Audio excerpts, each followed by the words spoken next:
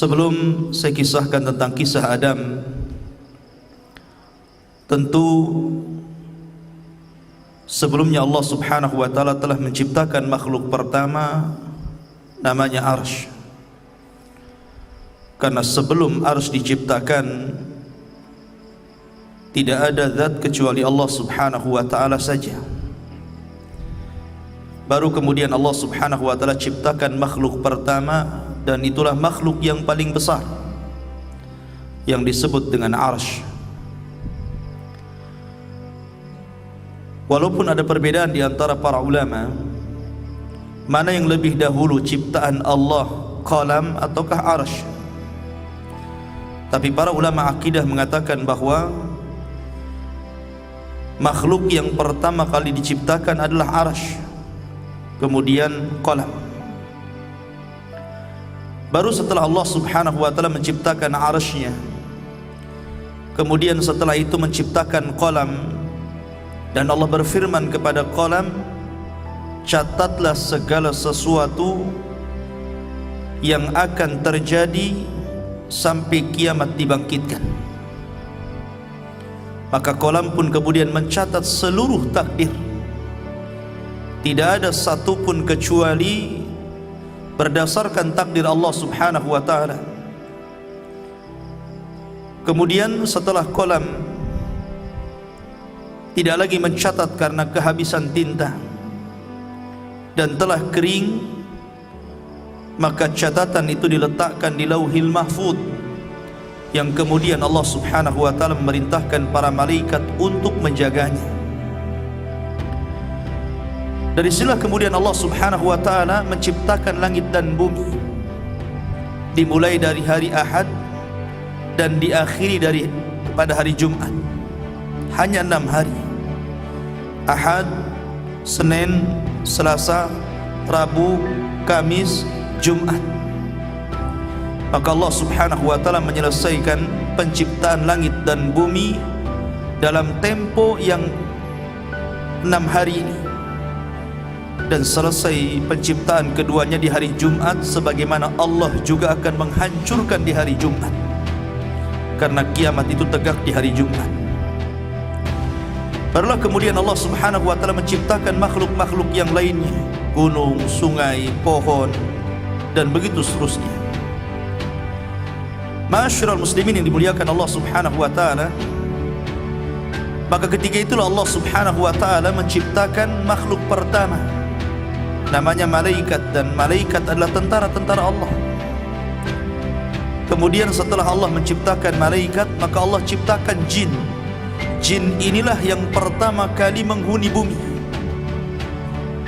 Akan tetapi karena jin ini memang disifatkan Allah Subhanahu wa taala lebih banyak yang rusak dibandingkan yang baik, maka terjadilah kerusakan di permukaan bumi.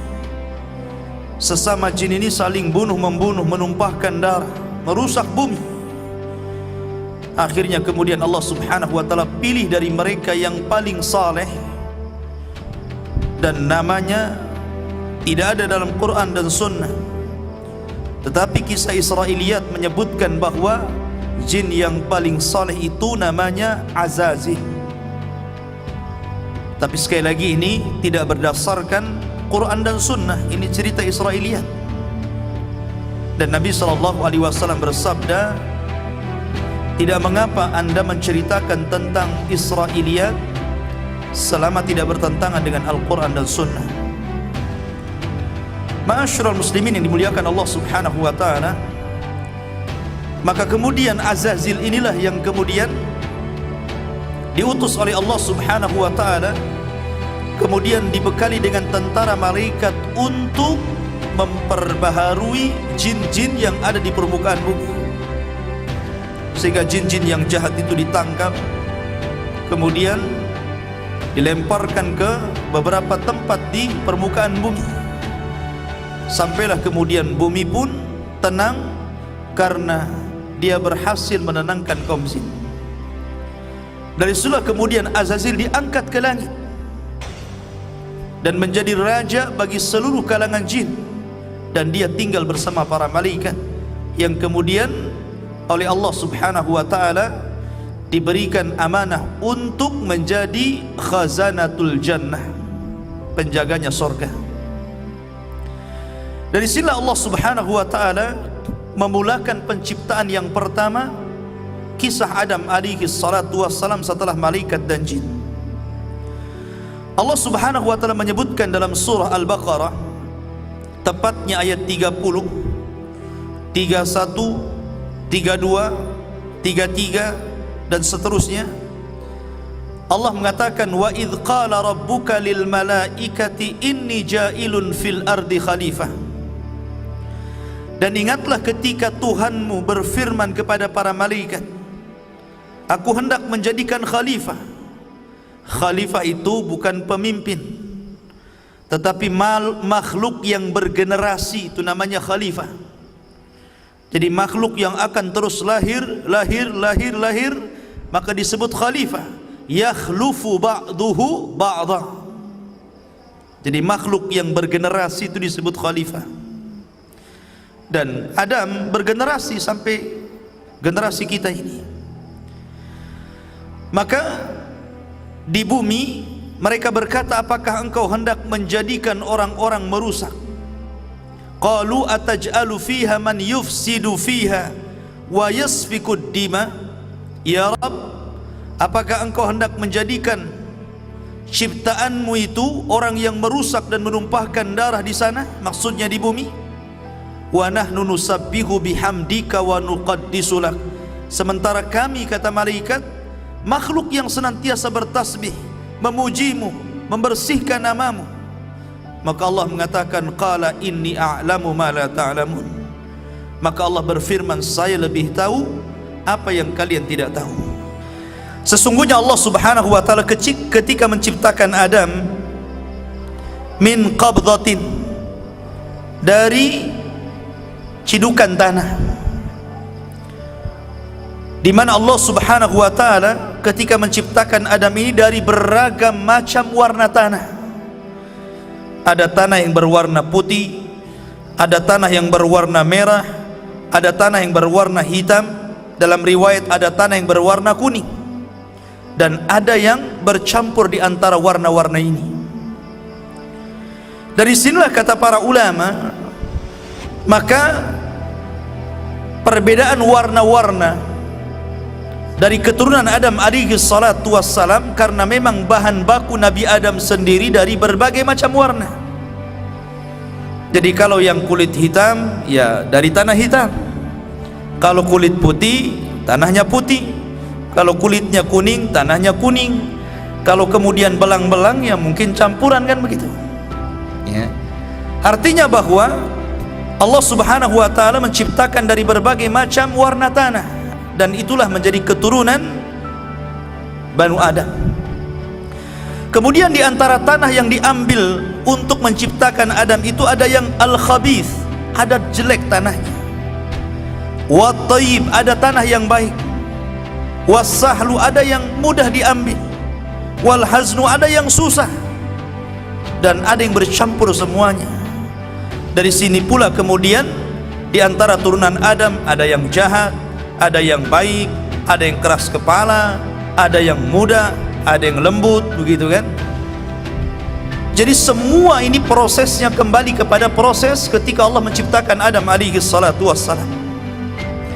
Ma'asyiral muslimin yang dimuliakan Allah Subhanahu wa taala, di antara kisah pengambilan tanah itu, Allah Subhanahu wa taala pertama kali mengutus malaikat Jibril. Jadi Allah itu utus malaikat Jibril untuk mengambil tanah yang ada di bumi.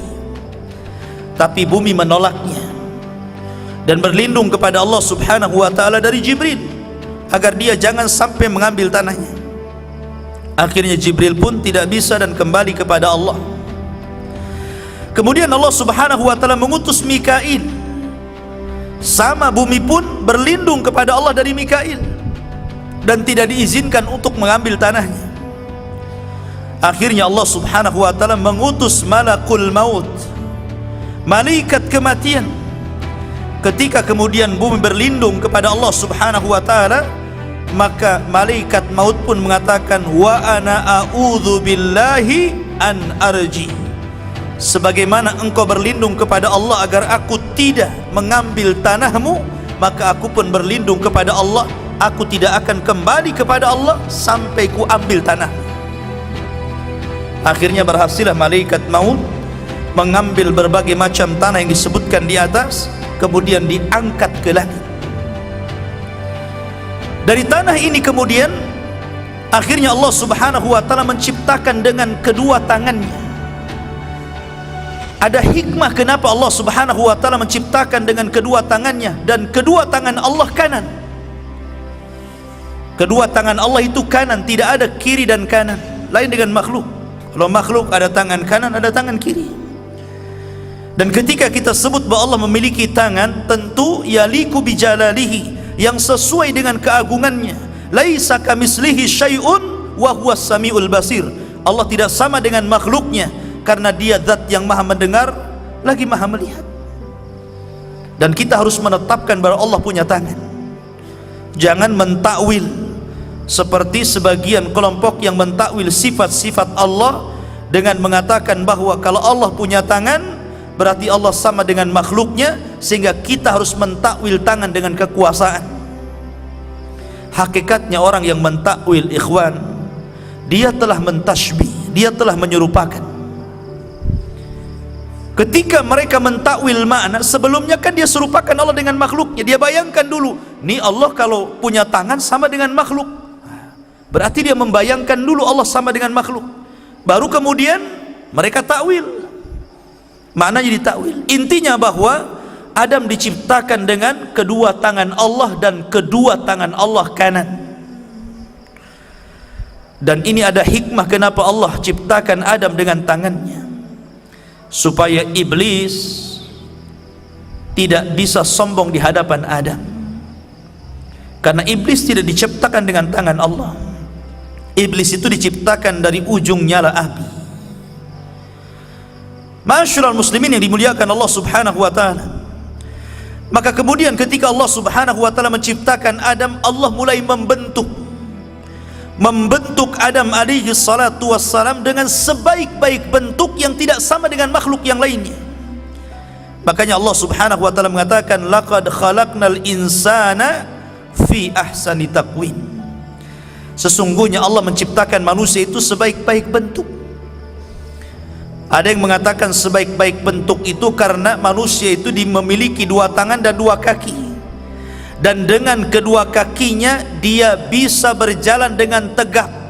Tidak ada makhluk yang bisa berjalan dengan tegap kecuali manusia. Kalau kita melihat hewan, ada yang berjalan dengan perutnya, seperti ular, dia berjalan dengan perutnya. Ada makhluk yang berjalan dengan keempat kakinya. Oke Ustadz, bagaimana dengan kera, dengan monyet? Sama, monyet pun kalau lagi lari pakai empat juga, kecuali monyet yang terlatih disuruh jalan sebentar saja, ujung-ujungnya kalau lari pakai tangan juga. Ada yang mengatakan fi ahsani taqwim itu sebaik-baik bentuk karena manusia itu walaupun dengan kedua kaki bisa tegap dia. Ada yang mengatakan fi ahsani taqwim itu karena hanya manusia yang paling lengkap ciptaannya dibandingkan seluruh makhluk-makhluk yang Allah ciptakan. Lah ketika Allah Subhanahu wa taala mulai menciptakan Adam alaihi salatu wassalam, dibentuknya sedemikian rupa, maka Allah Subhanahu wa taala membiarkan Adam yang belum ada ruhnya itu. Ada yang mengatakan selama 40 tahun dibiarkan, artinya sampai betul-betul mengering. Lah dari sila kemudian ketika malaikat melihat Allah Subhanahu wa taala menciptakan makhluk yang gharib bagi mereka, aneh bagi mereka, di sila malaikat datang menghadap Allah dan mengatakan, ataj'alu fiha man yufsidu fiha wa yasfikud dima wa nahnu nusabbihu bihamdika wa nuqaddisulah. Ya Rabb, apakah engkau akan mengulang dua kali menciptakan makhluk yang akan merusak bumi, menumpahkan darah, sementara kami adalah makhluk yang terus bertasbih memuji kamu. Kenapa malaikat ngomong seperti ini? Karena malaikat punya pengalaman dengan bangsa jin. Sebelum Adam diciptakan, Allah menciptakan jin. Dan jin itulah yang merusak bumi, yang menumpahkan darah sesama mereka, sehingga malaikat kemudian mentertibkan mereka. Karena malaikat punya pengalaman dengan jin, makanya dia kemudian datang menghadap Allah dan bertanya, "Ya Rabb, apakah engkau akan menciptakan makhluk lagi yang akan merusak dan menumpahkan darah?" Tapi malaikat tidak tahu yang gaib. Makanya Allah Subhanahu wa taala mengatakan, "Inni a'lamu ma la ta'lamun." Lah saya ini yang menciptakan lebih tahu dibandingkan engkau. Barulah kemudian malaikat paham, dari turunan Adam ini ada yang menjadi para nabi dan rasul. Terkadang tingkatan mereka di atas para malaikat. Keluarlah para syuhada, keluarlah orang-orang saleh, keluarlah para siddiqun. Itulah kata-kata saya lebih paham dari apa yang kalian tidak tahu. Ma'asyiral muslimin yang dimuliakan Allah Subhanahu wa taala. Sementara iblis beda pula dia. Ketika Allah Subhanahu wa taala menciptakan Adam, baru berbentuk patung yang mengeras tadi, belum lagi ada ruh. Iblis ini bolak-balik. Kemudian memegang-megang Adam, kadang masuk dari lubang telinga, keluar dari lubang hidung, masuk dari lubang hidung, keluar daripada lubang dubur. Begitulah dia masuk keluar. Kemudian dia mengatakan di hadapan malaikat, "La in sullitu la uhlikanna." Kalau seandainya makhluk ini diserahkan kepadaku, ku hancurkan dia. Dari sini hasadnya mulai nampak. Makanya hasad itu penyakit pertama yang ada di langit dan penyakit pertama yang ada di bumi. Ma'asyiral muslimin yang dimuliakan Allah Subhanahu wa taala, sampailah kepada waktu yang ditentukan, waktu yang menegangkan, ketika Allah hendak meniupkan ruh kepada Adam. Maka Allah Subhanahu wa taala memerintahkan kepada para malaikatnya agar berkumpul. Bagaimana Allah Subhanahu wa taala akan membuat peristiwa baru tentang munculnya makhluk baru yang namanya Adam alaihi salatu wassalam. Maka seluruh malaikat berkumpul. Tidak ada yang luput dari Allah Subhanahu wa taala. Mulailah kemudian Allah Subhanahu wa taala meniupkan ruh kepada Adam alaihi salatu wassalam. Baru saja ruh itu kemudian sampai di tenggorokan, maka Adam alaihi salatu wassalam tiba-tiba bersin. Haji, seperti itu bersinnya, kayak antum bersin. Maka malaikat mengatakan, "Qul alhamdulillah." Katakan ya Adam, alhamdulillah. Itu ruh baru sampai di tenggorokan tuh, dia bersin. Makanya kemudian ketika Adam alaihi salatu wassalam mengajarkan kepada kita bahwa bersin itu bagian daripada nikmat, dan kita disuruh mengucapkan alhamdulillah, karena ini syariat Adam alaihi salatu wassalam. Ketika dia bersin, dia mengucapkan alhamdulillah. Maka kemudian Adam pun diperintahkan mengucap alhamdulillah. Maka ketika Allah mendengar Adam memuji Allah, maka Allah pun berfirman, "Yarhamuka rabbuk." Rabbmu telah merahmatimu. Makanya kalau seandainya ada orang bersin alhamdulillah, kita jawab yarhamukallah. Ma'asyiral muslimin yang dirahmati Allah Subhanahu wa taala. Kemudian ketika ruh terus masuk ke dalam jasad Adam alaihi salatu wassalam, dan mata pun sudah mulai melihat, rupanya Adam alaihi salatu wassalam berada di sorga. Dilihatnya ada buah-buahan dan dia pun lapar. Padahal ruhnya belum sampai di kaki. Ruhnya itu belum sampai di kaki, tapi tangannya sudah mulai mengambil-ngambil makanan-makanan yang ada di sorga. Macam mana bisa bergerak? Ruhnya belum sampai di kaki. Makanya Allah Subhanahu wa taala berfirman dalam surah Al-Anbiya, "Khuliqal insanu min ajalin." diciptakan manusia itu suka tergesa-gesa. Karena Nabi Adam alaihi salatu wassalam belum sempurna, ruhnya sudah tergesa-gesa ingin makan tuh. Makanya kalau soal makanan tergesa-gesa biasanya.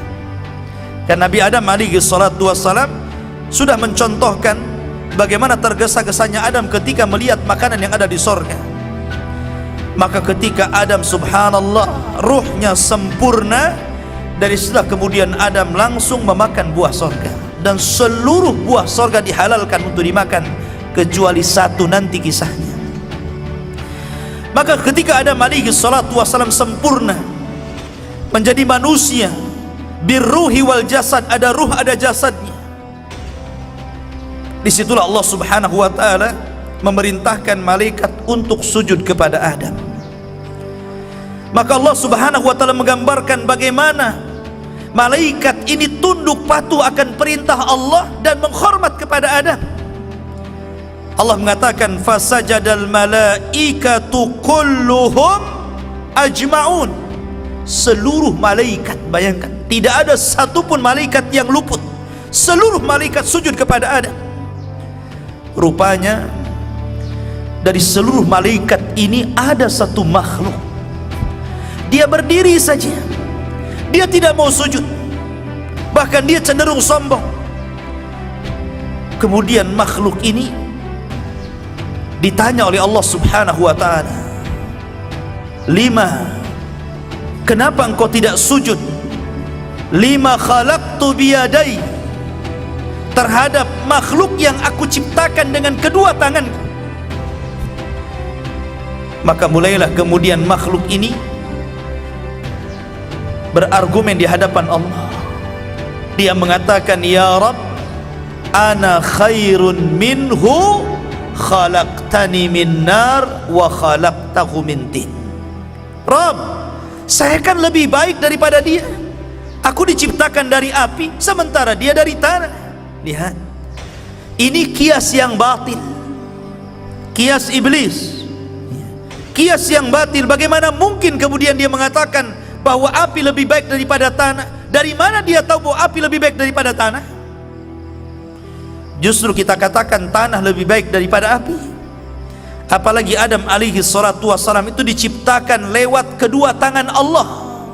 Dan ini kemuliaan bagi Adam alaihi salatu wassalam.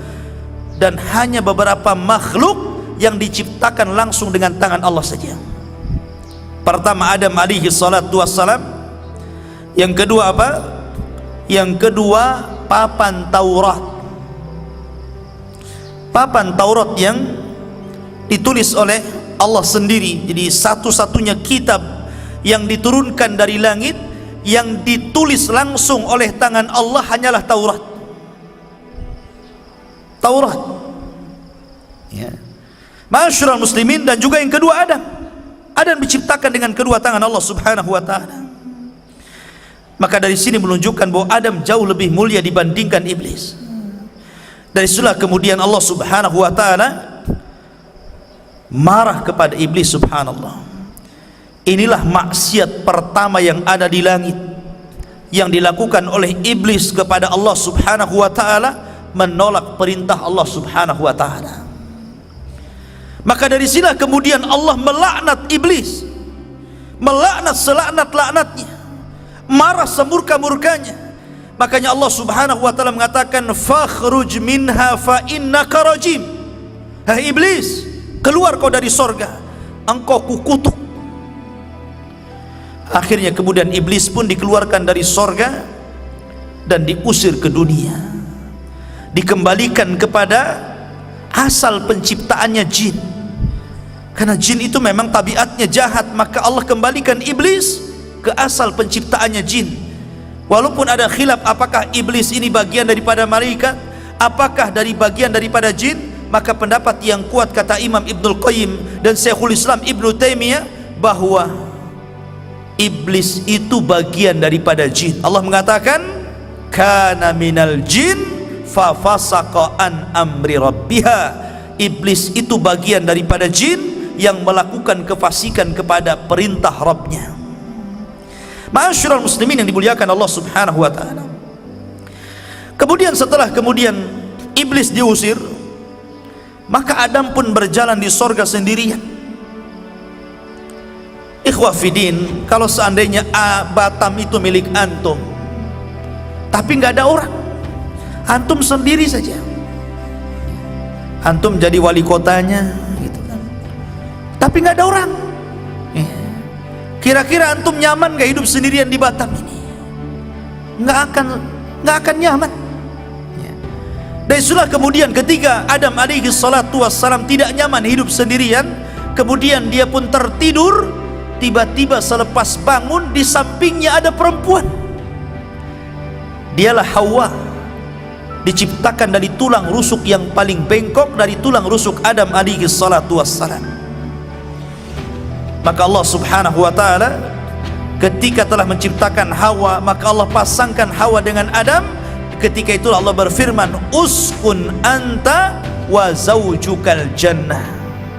Masuklah wahai Adam, ajak istrimu ke dalam sorga, hiduplah di situ, makanlah sesukamu, tetapi wala taqraba hadhihi syajarah. Yang penting kau jangan dekat-dekat pohon ini saja.